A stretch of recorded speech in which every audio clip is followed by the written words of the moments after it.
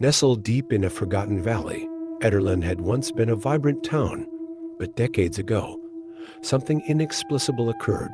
One by one, the people vanished, leaving no trace, no bodies, and no explanation. Ederlan simply disappeared from maps and conversations, as if it had never existed.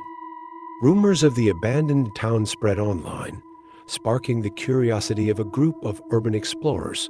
Among them was Sarah, a journalist with a passion for uncovering mysteries. The group had heard of the city's strange and sinister past, but their excitement for discovery overshadowed any fear. With cameras and gear packed, they set off to find the forgotten city. The trek wasn't easy.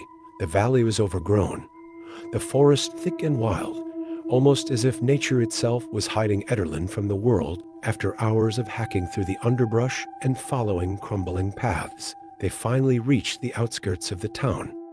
What they found was chilling. The city stood eerily intact. Cars sat abandoned on the streets, houses were untouched, and the shops remained fully stocked, yet everything was coated in a thick layer of dust.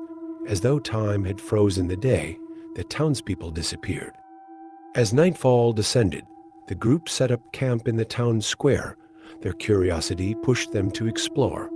Capturing every strange sight on film, the city was pristine but unsettlingly quiet. There were no birds, no insects, just the whisper of wind.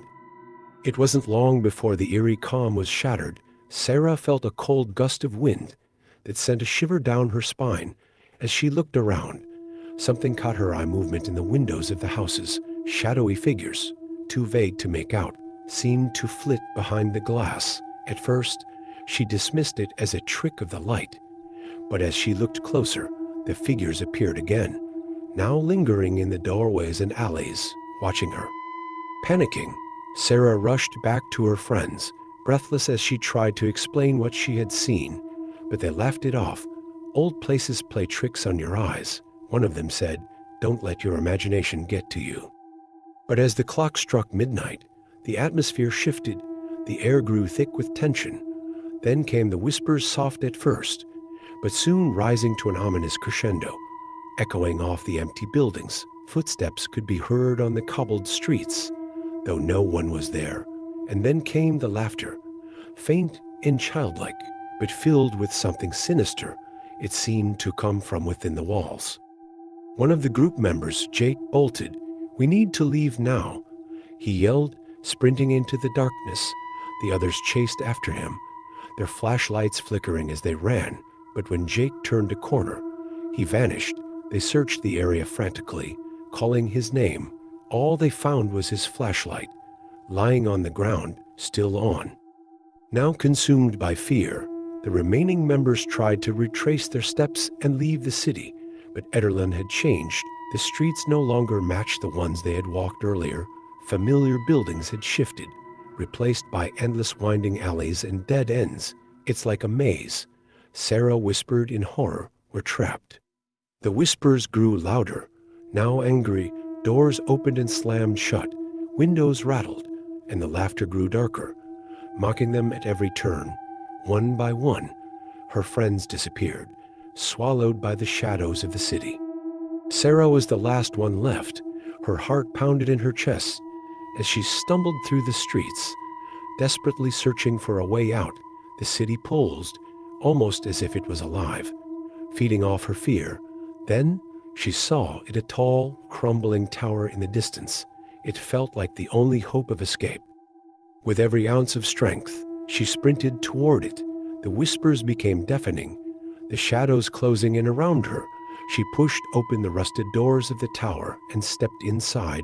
The interior was cold and desolate, the walls covered in strange symbols and faded papers. In the center of the room was an ancient altar, and above it, scrawled in large, faded letters, was a single word: return.